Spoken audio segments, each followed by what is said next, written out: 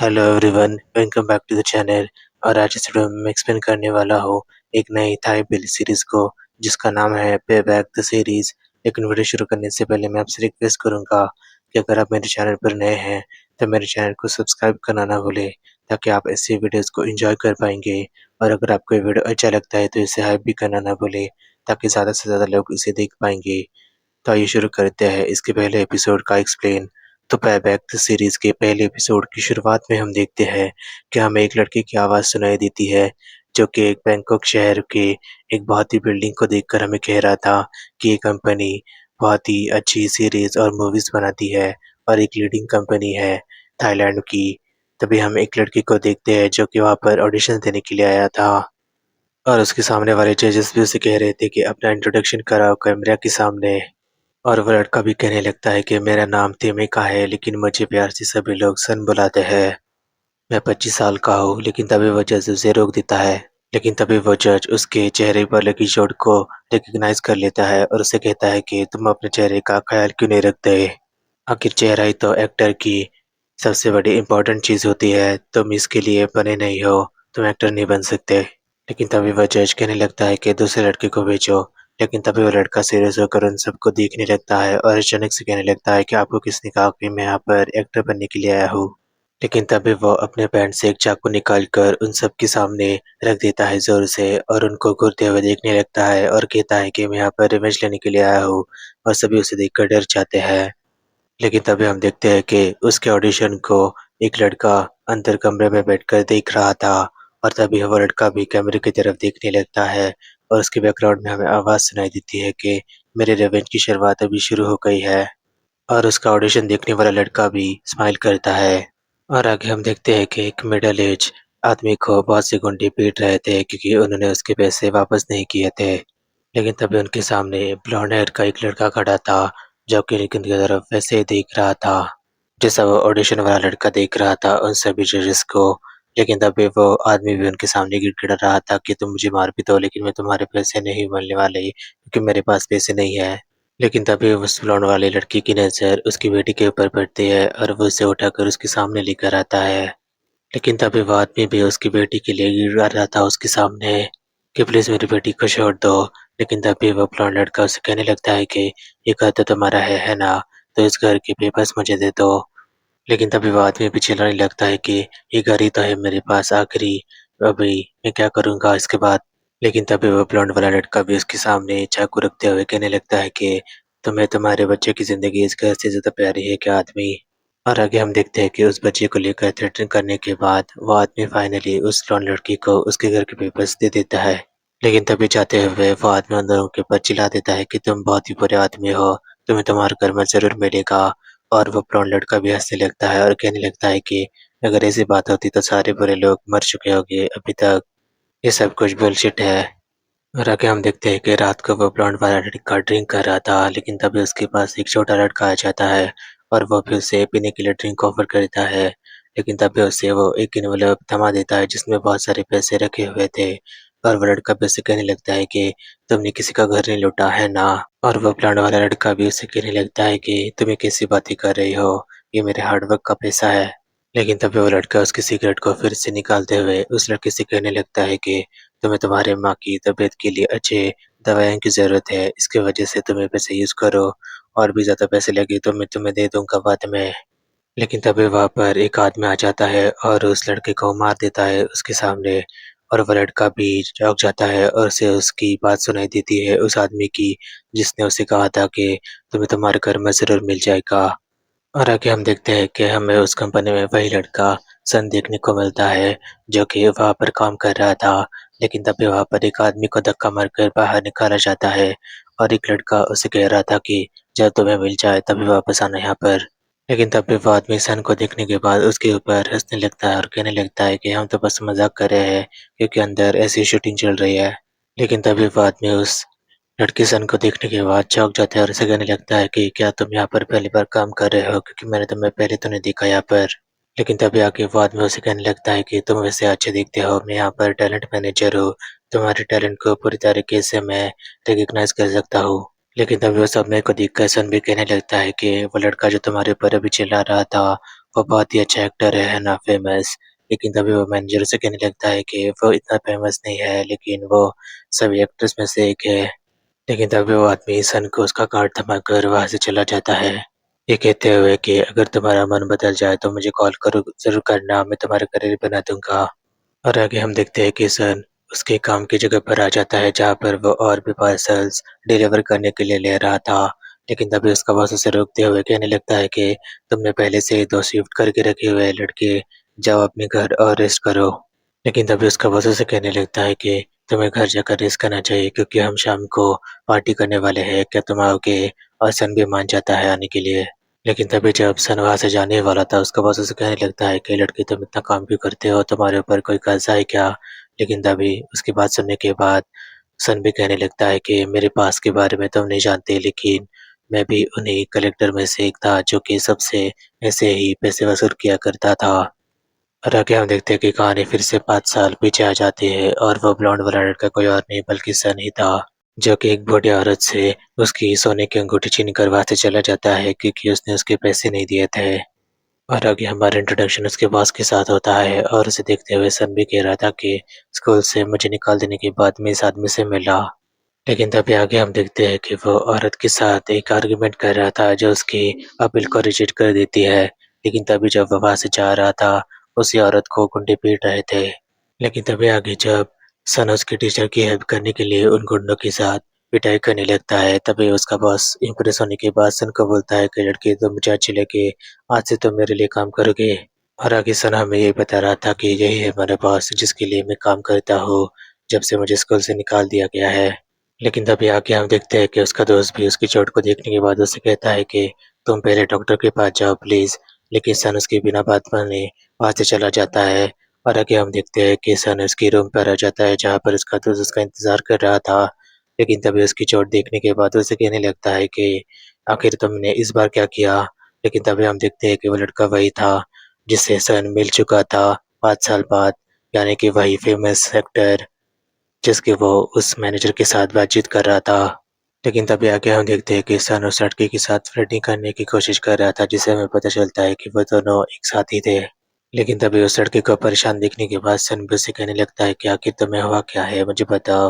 और वो लड़का भी उसे कहने लगता है कि मैंने मेरे एक्टिंग क्लासेस की फीस नहीं दी है। लेकिन तभी आगे हम देखते हैं कि सन उसके अकाउंट में पैसे ट्रांसफ़र कर देता है उसके एक्टिंग क्लास के लिए। लेकिन तभी वो लड़का सन को किस करते हुए कहने लगता है कि अगर तुम मेरी ज़िंदगी में नहीं होते तो मेरा क्या होता? मैं एक्टर बनने के अलावा कुछ सोच भी नहीं सकता हूँ। और सन भी उसके साथ फ्लर्टिंग करते हुए उसे करीब आते हुए किस करने लगता है। लेकिन तभी वो लड़का भी अपने आप को रोक नहीं पाता और वो भी सन के साथ इंटीमेट होने लगता है। लेकिन तभी जब वो दोनों एक-दूसरे को बहुत ही पैशनेटली किस कर रहे थे, उनके रूम का दरवाज़ा खटखटाता है। लेकिन तभी हम देखते हैं कि सन के सामने वही लड़का खड़ा था, जिसका उसके सामने मर्डर हो चुका था, जो उसके लिए खाना लेकर आया था। और आगे हम देखते हैं कि सन उस लड़के के साथ खाना खा रहा था, जो उसने उसके लिए लेकर आया था। लेकिन तभी वो लड़का उसे कहने लगता है कि मेरी माँ के रिज़ल्ट्स अभी आ गए हैं ब्लड के और उन्हें ब्रेस्ट कैंसर हुआ है। लेकिन तभी वो लड़का उसे कहने लगता है कि पहले टेस्ट के पैसे इतने हुए हैं, क्या तुम्हारे पास है?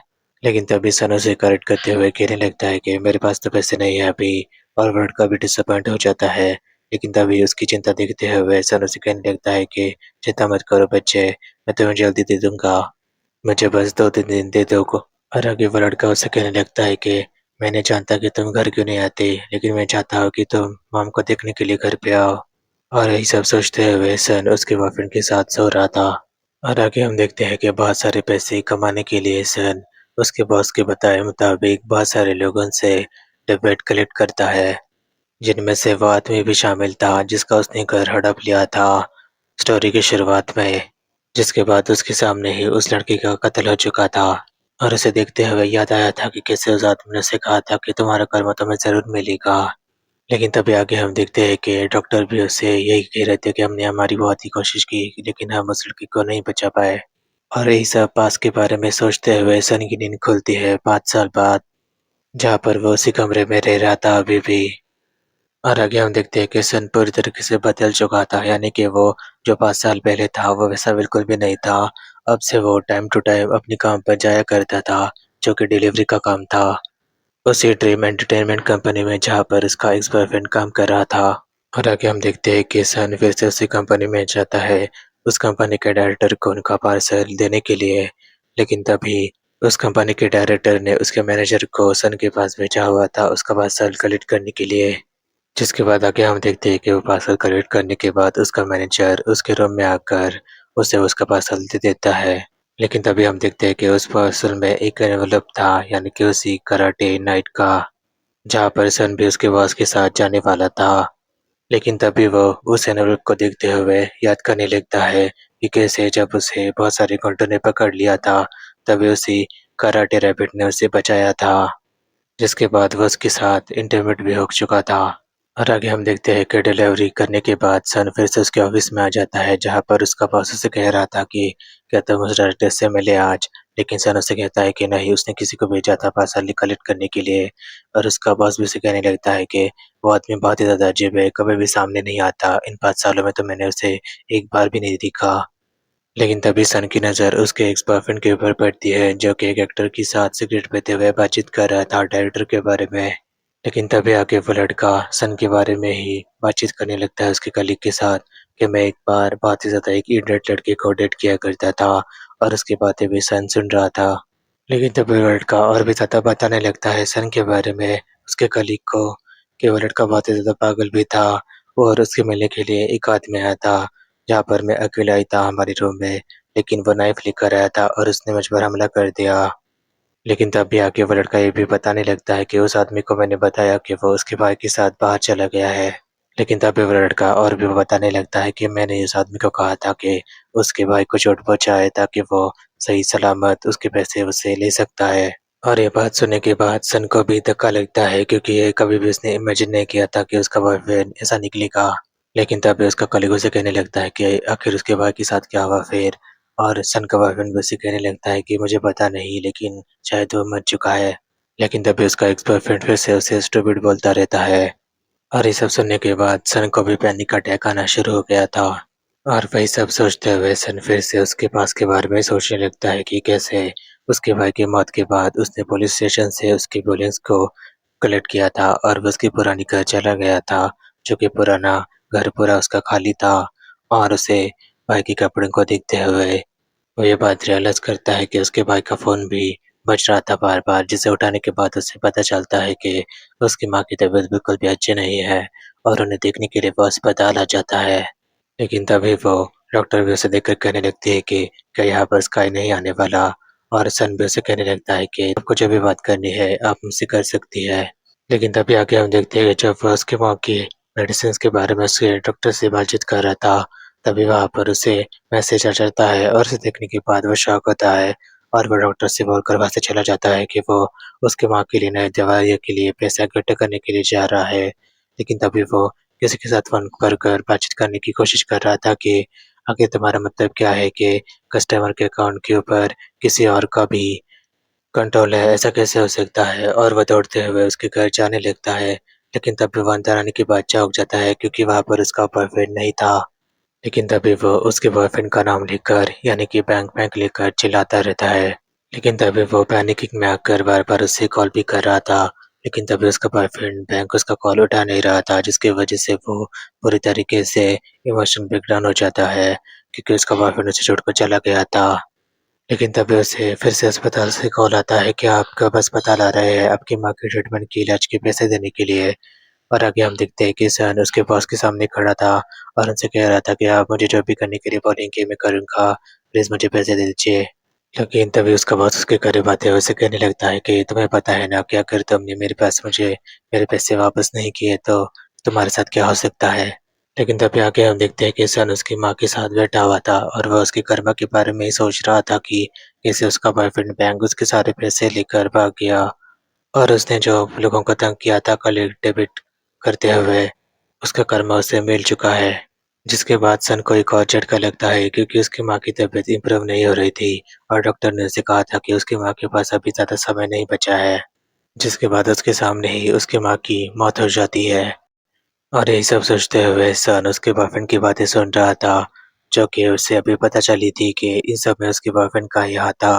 लेकिन तभी सन अपने मन में यही सोचने लगता है कि इतने साल में यही गिल्ट में था कि मेरी माँ की मौत में और मेरे भाई की मौत में मेरा ही हाथ है, मेरा बुरा कर्मा, लेकिन ऐसा नहीं है। और यही सब सोचते हुए उस कंपनी के टेरेस पर आ चुका था, जहाँ पर उसे एक आदमी दिखाई देता है जो स्मोकिंग कर रहा था उसके सामने। लेकिन तभी सन उस आदमी से उसकी सिगरेट मांग लेता है, लेकिन तभी वो उसे ये भी कह रहा था कि मैं आपको एक नई सिगरेट लेकर दे सकता हूँ। लेकिन तभी वो आदमी उसके पैरों के यहाँ पर सिगरेट गिराकर वहाँ से चला जाता है। लेकिन तभी उस आदमी के जाने से पहले ही वो उसके पीछे उसके पैसे भी फेंक देता है, और ये सुनने के बाद वो आदमी भी रुक जाता है। लेकिन तभी उस आदमी को और भी गुस्सा दिलाने के लिए सन उसे कह रहा था कि चेंज तो भी रख लेना। लेकिन तभी वह आदमी भी पीछे मुड़कर उसके गिराए हुए पैसों को उठा लेता है, और वैसे कहने लगता है कि तुमने कैलकुलेशन अच्छे से नहीं किया। और वो लड़का भी सन उसे कहने लगता है कि हाँ, तुम सही बात कर रहे हो, इसकी वजह से मैंने तुमने कहा कि तुम चेंज रख सकते हो। लेकिन तभी आगे वो आदमी उसे कहने लगता है कि इस सिगरेट की कीमत वैसे 2 लाख थाई बात है। लेकिन तभी सन उसे कहने लगता है कि कुछ भी मत बोलो, और वो आदमी उससे कहने लगता है कि अगर तुम्हारे पास इतनी गट्स नहीं है कि तुम मुझे वो खरीद कर दे सकते हो, तो तुम्हें तैयार रहना चाहिए, क्योंकि जो लोग सामान को बेचते हैं वो उनकी कीमत तैयार कर सकते हैं अपने मन से। लेकिन तभी वो आदमी उसे कहने लगता है कि तुम पूरी तरीके से प्रिपेयर हो जाओ वो पैसे मुझे लौटाने के लिए, मिस्टर दुभात। और वसन को 2 कौड़ी का इंसान बोल देता है, और उसके दिए हुए पैसों को अपने पॉकेट में डालते हुए वहां से चला जाता है। और सन भी उसे चिल्ला रहा था देख कर के कितना अजब आदमी है ये।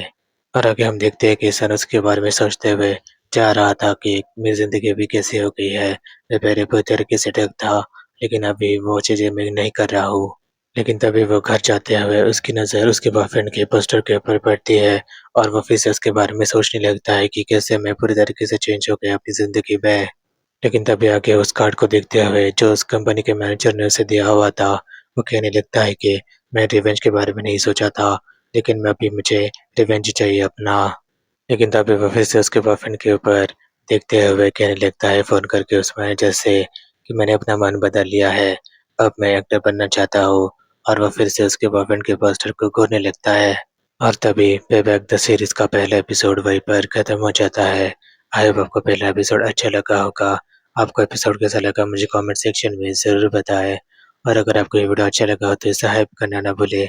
और हाँ, मेरे चैनल को सब्सक्राइब भी ज़रूर करें, और इस वीडियो को लाइक और शेयर करना भी ना भूलें। तो मिलते हैं अगली वीडियो में।